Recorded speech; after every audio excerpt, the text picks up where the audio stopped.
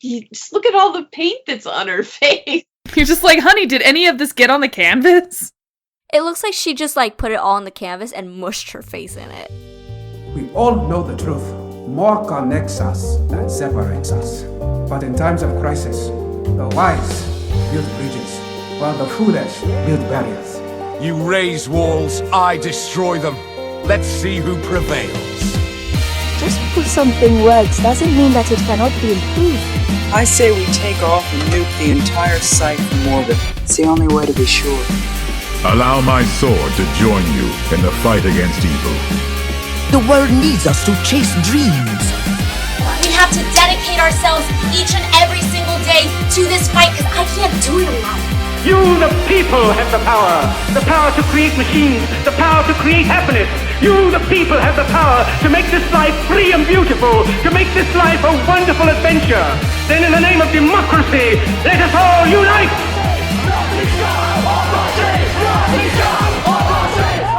Welcome to Skiffy and Fanty at the movies, where unicorns spark glitter sparkles, people paint their faces instead of canvas, and Samuel L. Jackson doesn't kill anyone. It's too unbelievable. I'm Alex. I'm Trang. And I'm Stina.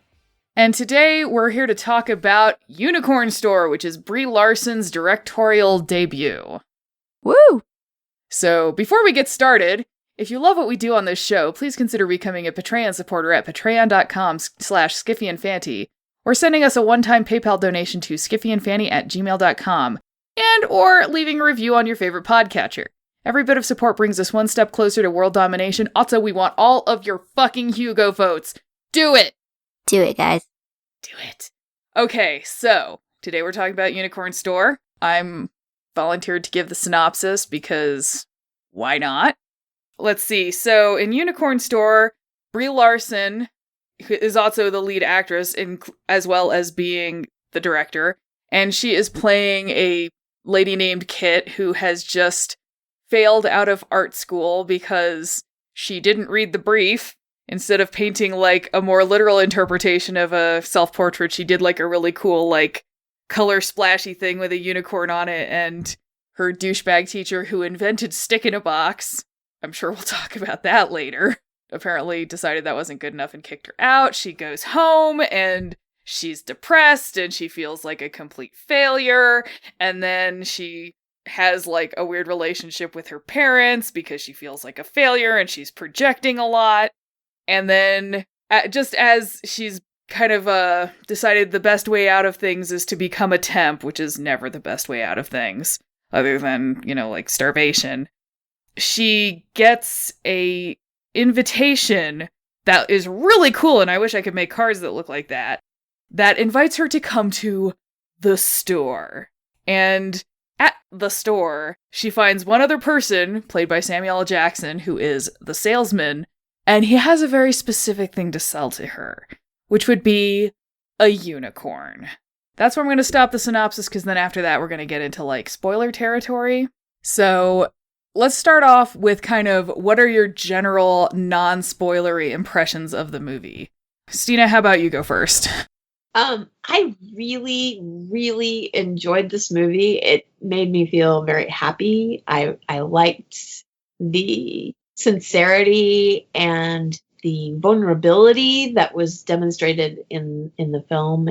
I really identified with Kit, and the whole thing was like really well acted, even though it was absolutely ridiculous. It made me remember what it was like to first try to go for my dream of being a writer, actually.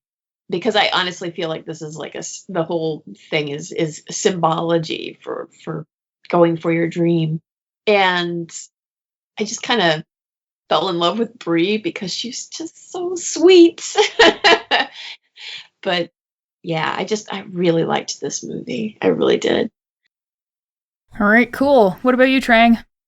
So I also really liked this movie. Not only did I like the colors and everything, but I also really related to Kit, because whatever she's going through is kind of what I'm going through right now in my stage of life. So, because I just graduated, college and everything, and in that... Mazel tov on that. Yeah, woo! I'm done. Yeah, no joke. Go you. But, it's like that weird time of I'm supposed to be an adult, getting a job, and, and all that stuff. So I really, really relate to her. My impression is, fairly positive. I watched it last night. It was super cute. And I will say, I might not have been in the right frame of mind to watch this movie after being in the freezing rain and snow in a garbage dump, watching men drive 30-foot piles into the garbage. Might not have been, the best frame of mind to come home and watch this movie. But I needed to watch it. And I also think, it might also be that I didn't quite connect as much with Bree's character because I am kind of at a different, much more bitter place in my life that we won't need to get into because we don't need a podcast of me whining about my problems. But, generally, I thought it was funny. I thought it was adorable. It did a couple things I didn't expect. There was a lot of glitter, and I'm a fan of glitter. And, so generally, I thought it was pretty dang enjoyable. It just wasn't, quite as much of an experience for me, and that's fine. With that as our general impressions, which seems to be, it's a movie that may hit you in the happy feels, and at the very least, it's quite sparkly and has rainbows. Let's go ahead and put up the spoiler wall so we can talk about very specific things in the movie.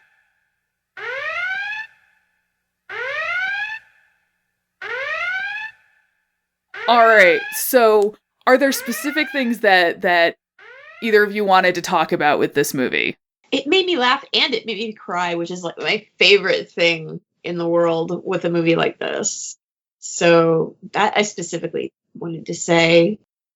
Okay, which part made you cry, though? Because there was actually a part that made me cry, and it wasn't just because I'd had a beer at that point. I think it's at the point where she gets the big turning point where she thinks she's not going to have her unicorn, and it's all bullshit. Yeah, I think that was part of what part made you cry? Oh, I mean, it was when she, okay, guys, first off, and I mean guys in sort of the general all listeners sense, and, friends of all genders.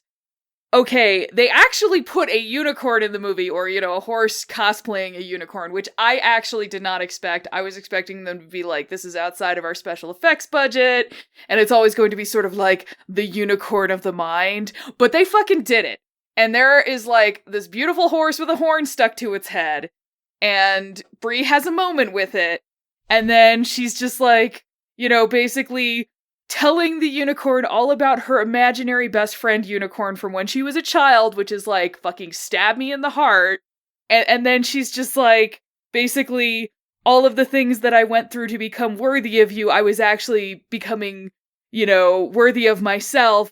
And ding, ding, ding, ding, ding. I want you to be my friend, but I know that there's someone else who needs you more than I do, so I'm gonna let you go. And I was just oh God. It's right in the feels right there. Oh. All the feels, right in the feels. Boom. So rude.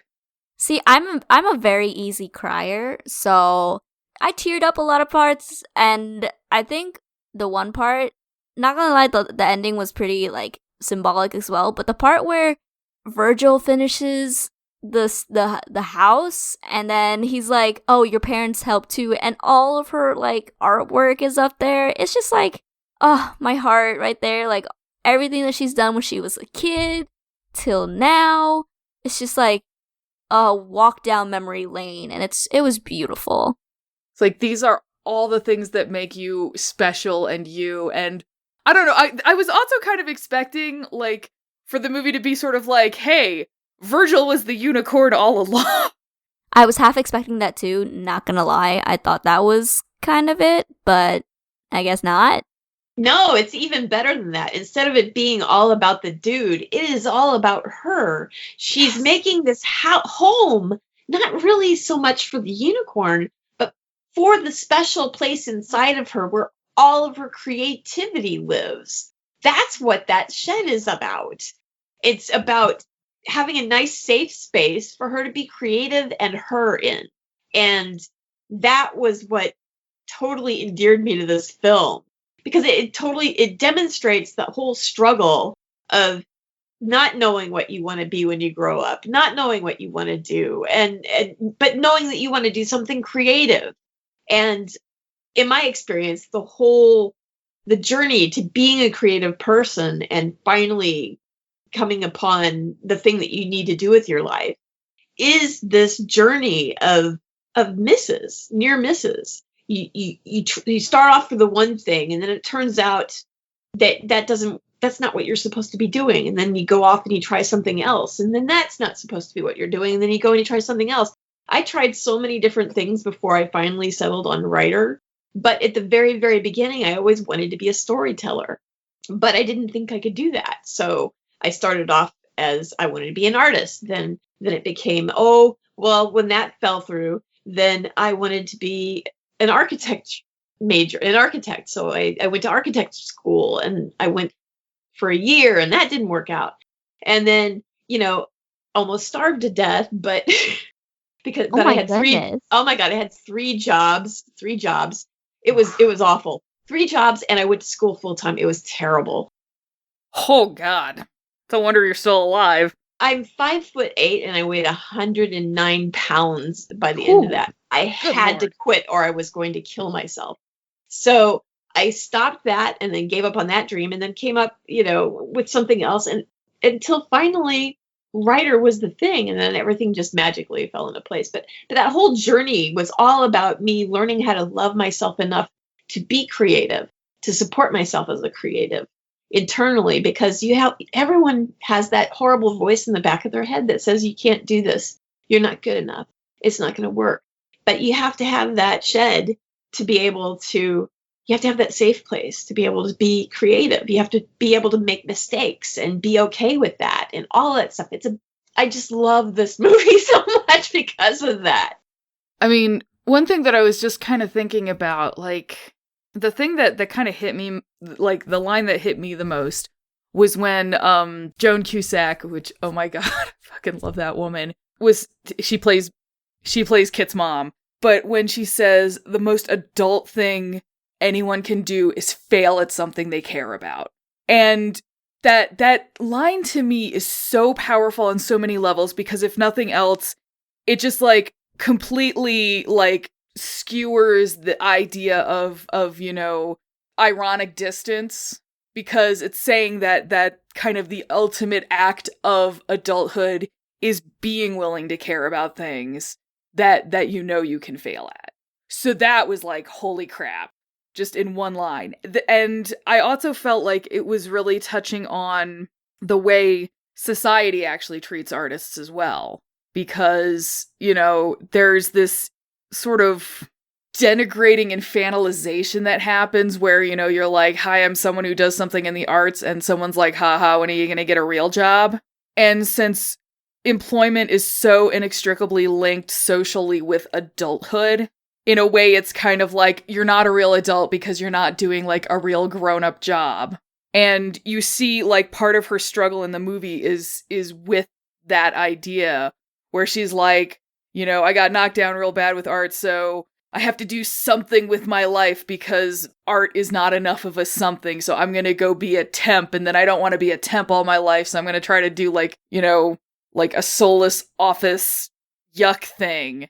And what I found like so interesting about that also is that a lot of times her feeling of failure, which, we're all very familiar with feeling like a failure from time to time because that's just part of being human, but how she not only attacks herself with that, but the way she projects at other people, especially her parents, where she's like, I feel like a failure, therefore everyone else views me as a failure, and I'm going to use that as an excuse to be angry and combative. And that really kind of struck me as well. And I don't know if any of these thoughts were really particularly well connected, but there we go.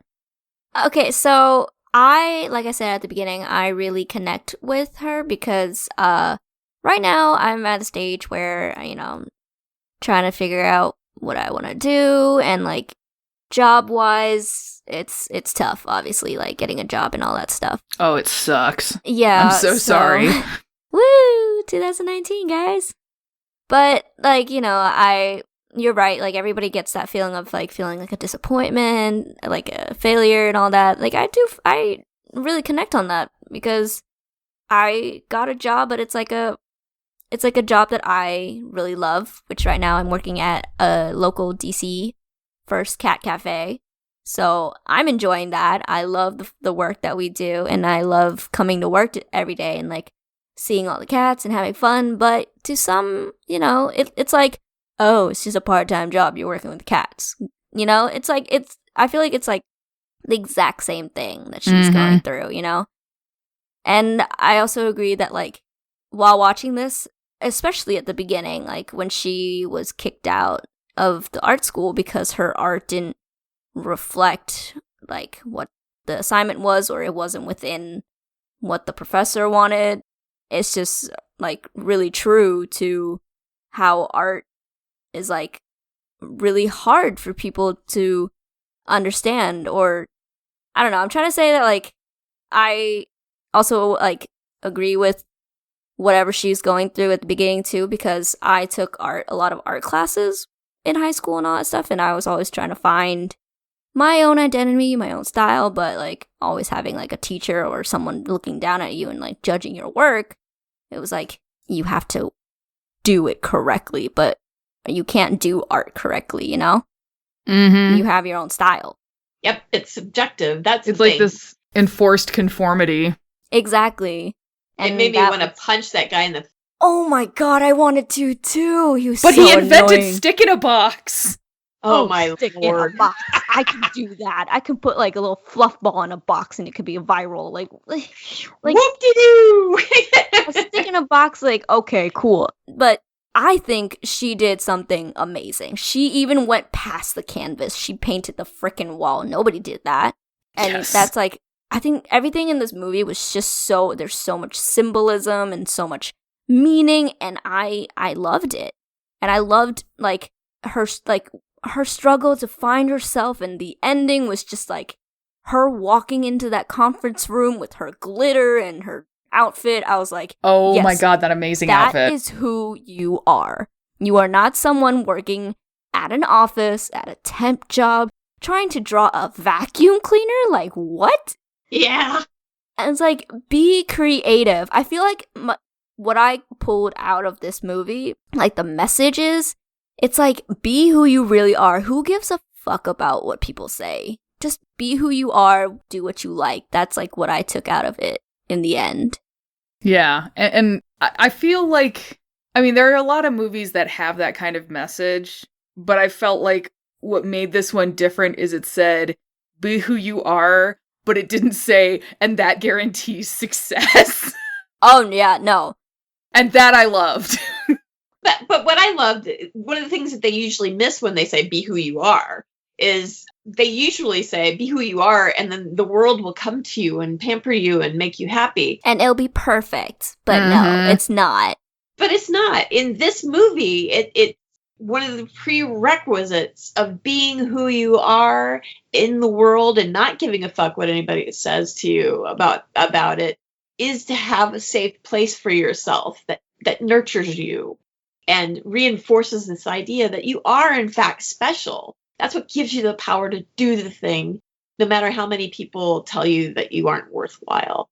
Yeah, I kind of feel like if this had been a more, like, less of, you know, like an indie movie, I can already feel like how someone would have written the scene with the vacuum cleaners, because it would have been like, she did the whole presentation, and everyone has doubts, and then she's like, more glitter, and then she'd, you know, win people over. But instead, I was just like, no, this is capturing the experience of trying to sell your work commercially, when you're like, I went all out, and the buyer's just like, are you sure we can't just have, like, the sexy lady with the vacuum? Oh my god, that part infuriated me. I'm sorry.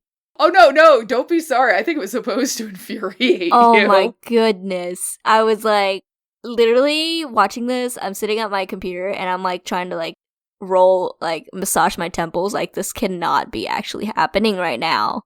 Like, they're really trying to pitch this, but then I'm like, but it is also a movie.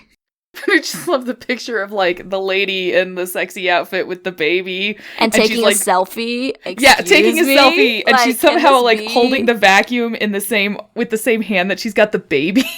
Yes, because and then like the buyer's like, "Oh my god, I want to look like her." Like what? Excuse me?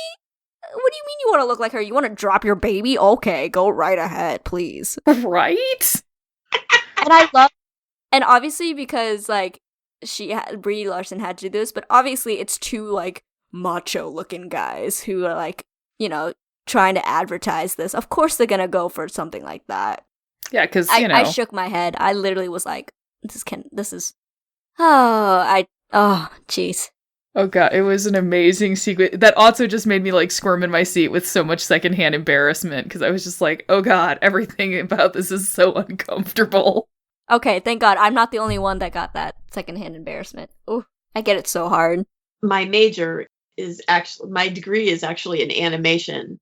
And that whole scene completely reminded me of going through portfolio reviews. Oh, no. Oh, yes. And the dudes that would be like, sexy woman with almost no armor on her whatsoever. And then me in the audience going, okay, can you please explain to me why she has no clothing? Can you explain the reason why?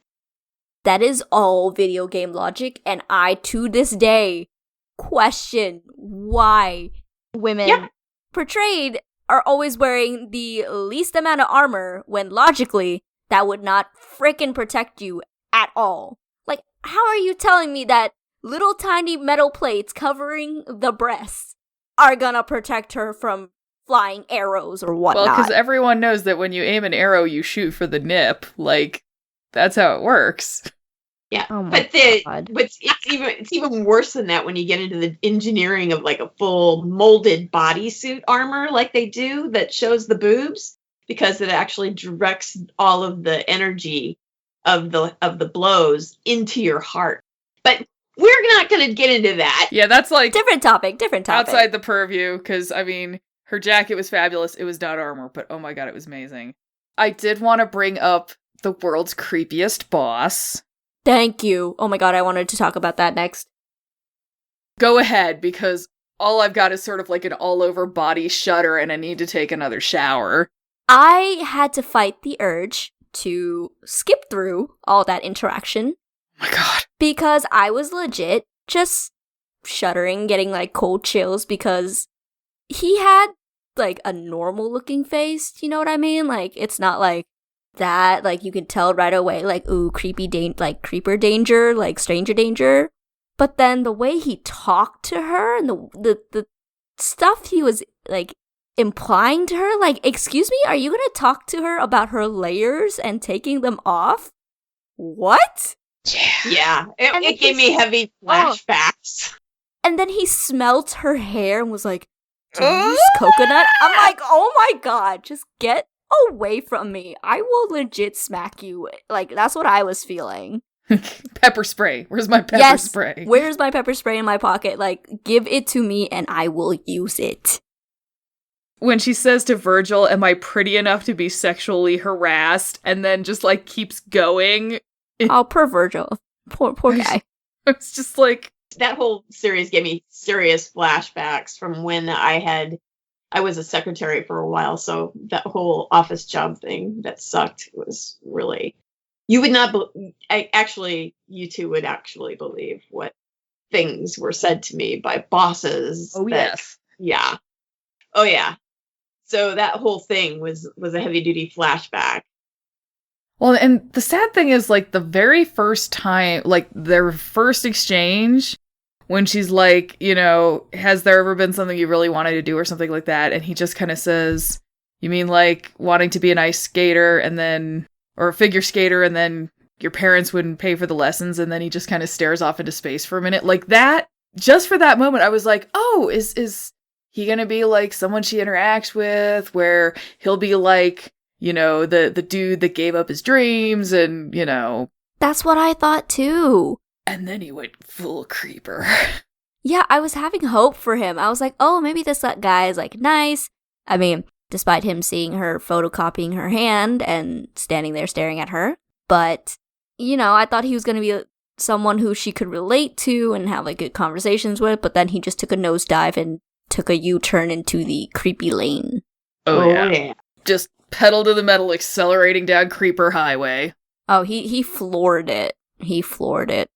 And I mean, I'm trying to remember was Brie also involved in writing this movie, or was it someone else? Like, I didn't look that up. I am not sure. All I know is that she directed it, and she directed it, but the writer was Samantha McIntyre. There we go. There we go. I knew it had to be written by a woman. You knew! Yeah, exactly. Exactly. You're like, oh, this is some personal experience in here, isn't it? I mean, it's kind of like those moments in Captain Marvel where you were like, I can tell that part of the writing team was a woman when, you know, the shit happened, like the guy telling her to smile and then she steals his motorcycle. Like, yeah. Oh, that was great. All right. Is there anything else specific about this movie that someone would like to talk about? Yes. Parents. Her parents are very interesting characters. I loved her parents. They had their issues, but I still loved them. Her parents, and I believe it was Kevin. Oh my god, Kevin. He's the guy from Deadpool. Yes, he is. He was the taxi driver. Yep. I love it. I love it. I just love how their whole family dynamic, and then Kevin just comes in and like, hi, I'm the star, but I'm not their kid, but I'm also your friend / not. I don't know. It was kind of funny seeing their interactions with each other. Yeah, it felt like it was hinting at them having been friends, but they never really got into it, and I don't feel like she directly interacted with Kevin enough because she was too busy being like, stop trying to make me be Kevin. Yeah, exactly. I feel like she's trying to be like her, but then her parents are like, look at what Kevin did. Look at what Kevin does. Look at Kevin doing this. And I'm like, okay, your kid is not Kevin, though. Yeah, I felt like Kevin, I'm the oldest of 4. I felt like because the Kit was an only child, Kevin took the place of that competitiveness that goes on between siblings and how your parents go, why can't you be like your brother? He's so much better. He's doing all the things we expect him to do. How about your sister? You should be more like her. She does everything we've told her to do. She had the 2.5 kids in the yard in the white picket fence. Why aren't you like her? You know, that whole thing. Yes, I totally feel. So I'm an only child as well. But I did grow up with 2 cousins. So, and I'm the oldest out of my, like, the cousin sibling stuff in my family. So, totally get it. I'm always like, oh, you're responsible for this. Oh, why aren't you being like her? Or, where are your grades? And I'm like, I don't want to talk about my grades. And then they'll be like, oh, but she got like a 2-point-something on her SATs. And I'm like, okay, cool. I didn't do as well, but I did it. You know, like that's why I'm like, I totally vibe with Kit on this whole movie. See, I kind of wonder, there were times where, like, it felt, you know how when you do, like, a third-person limited viewpoint in fiction, so you're just kind of seeing other characters as the viewpoint character sees them? Sometimes that's how I felt like we were seeing Kit's parents a lot of time. Yeah, I felt that too, yeah.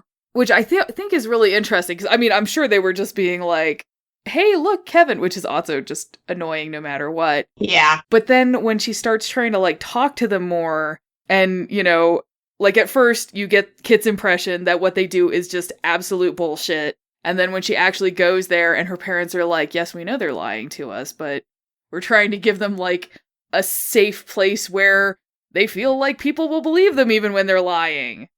And it turns out to not really be bullshit. And then it's like Kit's mom is also the one that's like, you're not, you know, failing at something doesn't mean you're a failure. It means you're a grown-up. Yeah, that whole camping scene and just their whole argument. There's so much, like, in there. Like, so much, like, emotions in there. Oh, my goodness. Yes, I really loved that. It's a very chewy movie. Like, I mean, honestly, guys, just, like, talking with you about it has made me kind of respect the movie more, because it's like every time you start kind of examining something, you're like, wow, there's like layers. Yeah, exactly. Yeah, see it when you're in a better mood. Just see it again when you're in a better mood, and I think that you'll see even more. I mean, I'll probably cry a lot more. Well, yeah. Instead of just at the end with the unicorn. Yeah, the unicorn. No, I cried a lot in this movie, on and off, because it was just I'd have to pause it, and then Dane was in the other room reading, so I'd put it on pause, and I'd be, oh my god, Dane, this is so wonderful. I really love this movie. Okay. And then I'd run back to the other movie and then watch some more. Like, collect yourself and be like, okay, let's keep going. Yeah, exactly. No. Exactly. I would like to bring up or hear your guys' impressions of the oh god, it was the salesman, right? That's what he called himself, the Samuel L. Jackson character. Yes, I think so. In the IMDb, he's listed as the salesman. Okay, yeah. So him and his just amazing hairdo. Oh my god, he had, what was it? Was it like the little strings in his hair? Yeah, it was like little bits of tinsel that were kind of like wrapped up in his hair. Yeah, I loved everything aspect of that character. I loved him. He was amazing.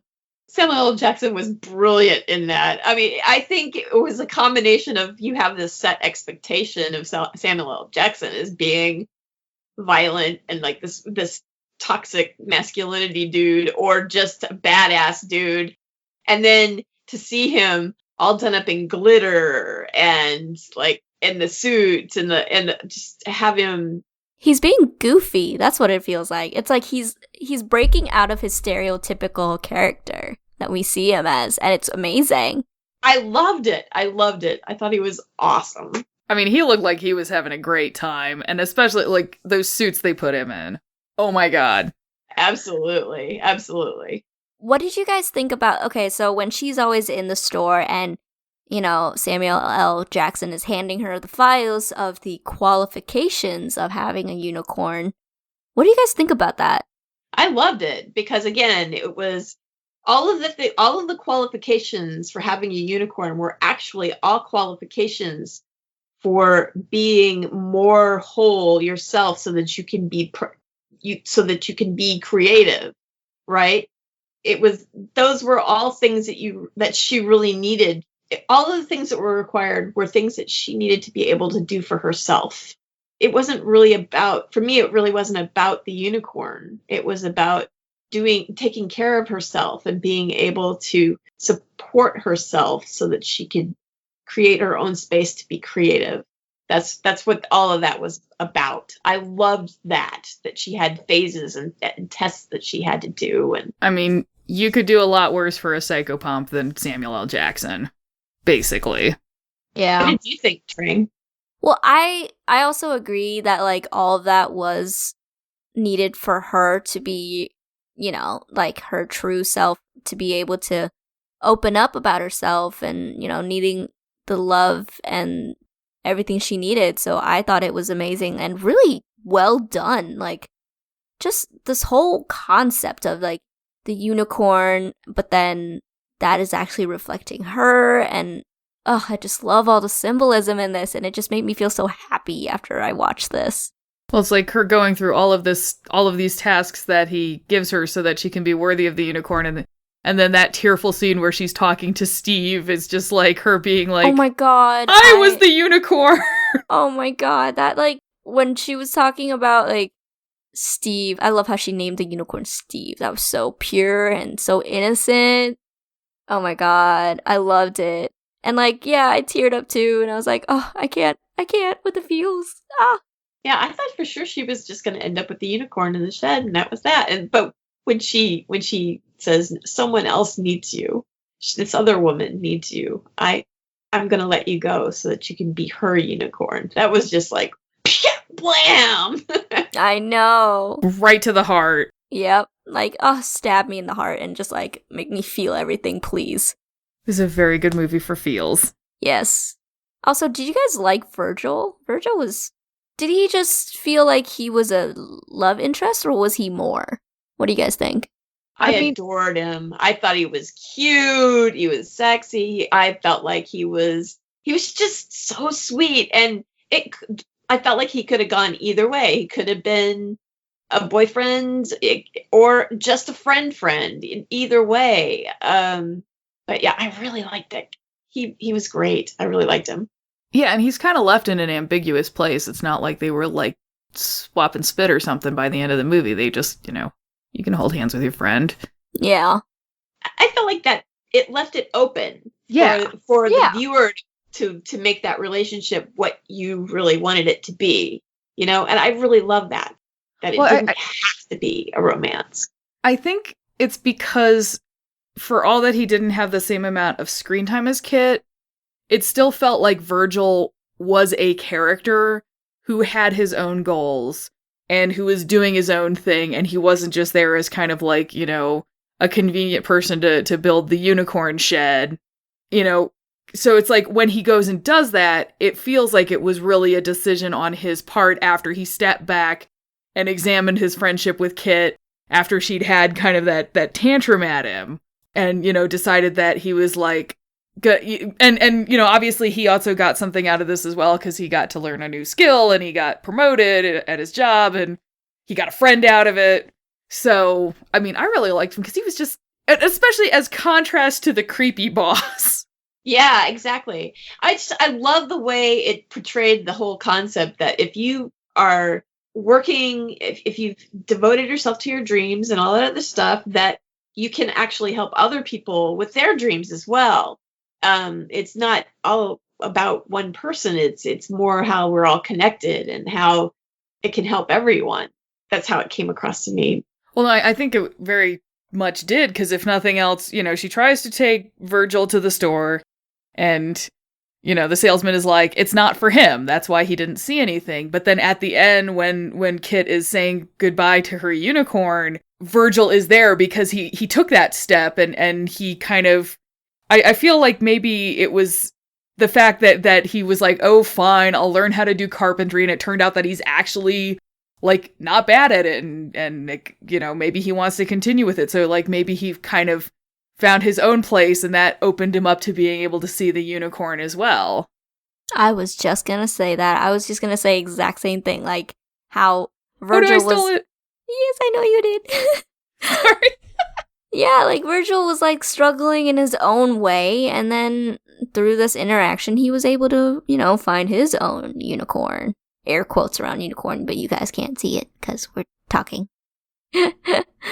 Yeah, because when she finds him, he's just kind of like, I'm sweeping the floor at this hardware store, and I'm full of irony and hate everything. Like, yeah, like what was the guy that like he like called him on the walkie-talkie and was like directing Kit to Virgil, and so their whole interaction was like really awkward at first, but they were both kind of like in the same place at the beginning, Yeah. Yeah. Because it never kind of gets into Virgil's life too much, but you have to sort of say what's going on with someone when they're like, yeah, I'm like the assistant, or I'm not even an assistant, I'm just like the dude who sweeps the floor at this shop, and I'm dealing with this boss who hates me, and I am just kind of like sliding by.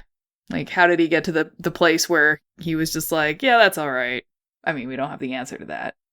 No, I don't think so. Yeah, it's because we never actually get to find out what's going on with his life, but I think there's the implication there that he's got his own issues. He's got his own issues, yeah.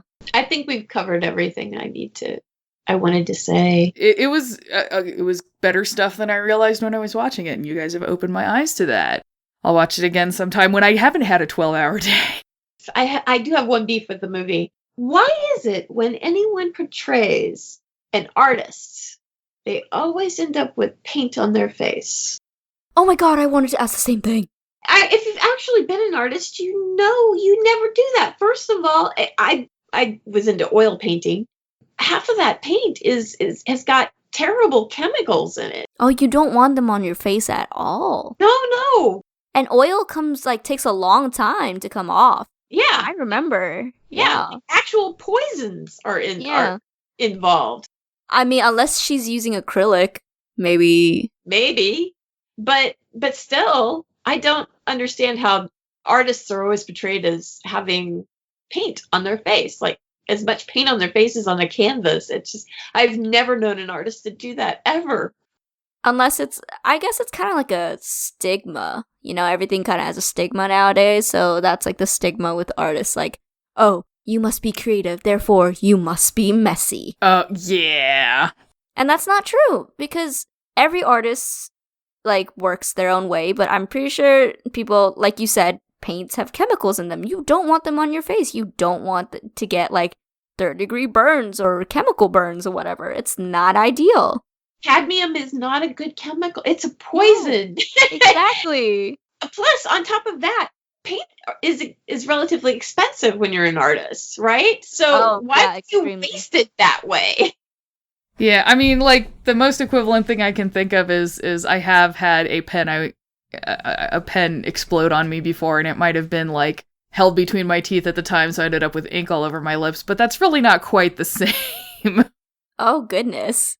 I mean, if you look at the picture of Brie on the Unicorn Store cover, right, you just look at all the paint that's on her face.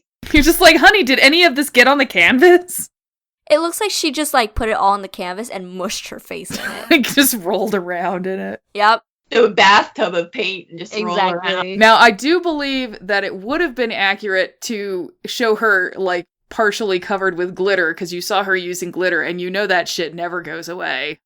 That would have been more realistic, honestly. So we've finished our specific things we wanted to screech about.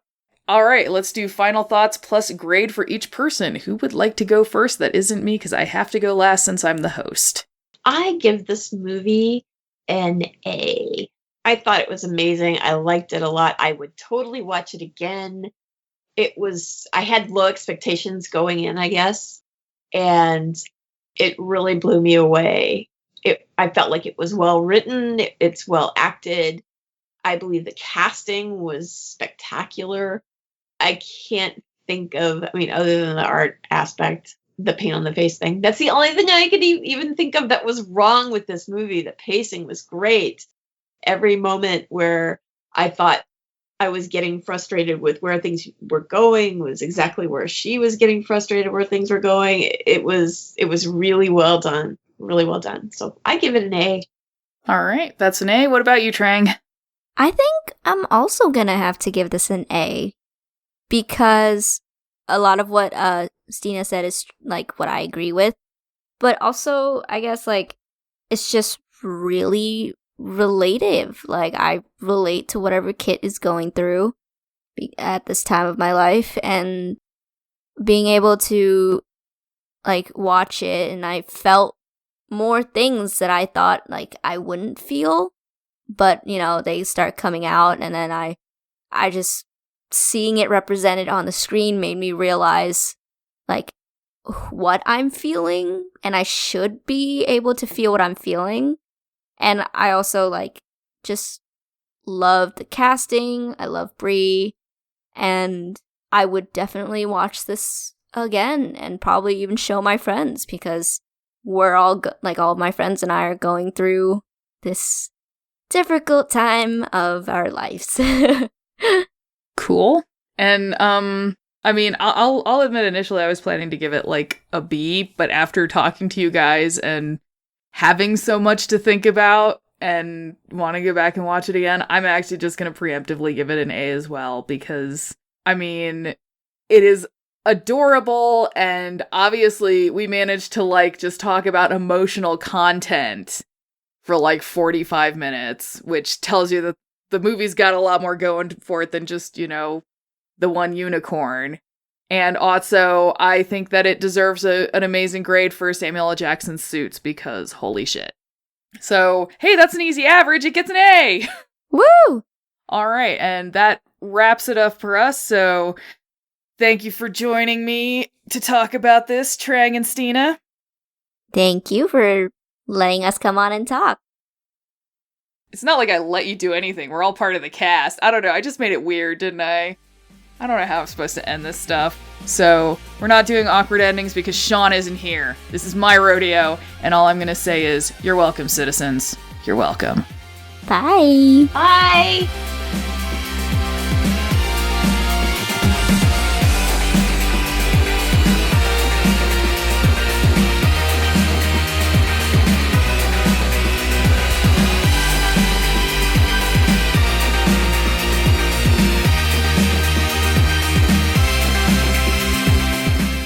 you would like to support this show, you can go to patreon.com/SkiffyandFanty or find us on Twitter @SkiffyandFanty, our webpage skiffyandfanty.com, or you can even send us an email at skiffyandfanty@gmail.com.